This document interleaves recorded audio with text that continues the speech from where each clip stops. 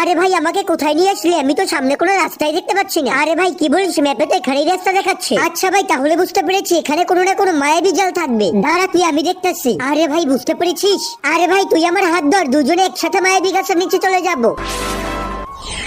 ওরে বাবা, এটা আবার কোথায় আসলাম আমরা? আরে ভাই এই মায়াবী জাল আমাদের কোথায় নিয়ে আসলো? এই জায়গায় তো আমি আগে আসিনি। আরে ভাই আমার কিন্তু অনেক ভয় লাগতেছে, কিছু একটা কর। আরে ভাই তুই ভয় পাস না, তোর ভাই সাথে থাকলে কেউ তোর একটা চুলও চিরতে পারবে না। আরে ভাই দেখ, এইটাই হলো ওই গাছ, যেই গাছের নিচে কিনা আমাদের গুপ্তধন আছে। এই নে ভাই, তুই তাড়াতাড়ি করে মাটি ঘুরে গুপ্তধন নিয়ে আয়।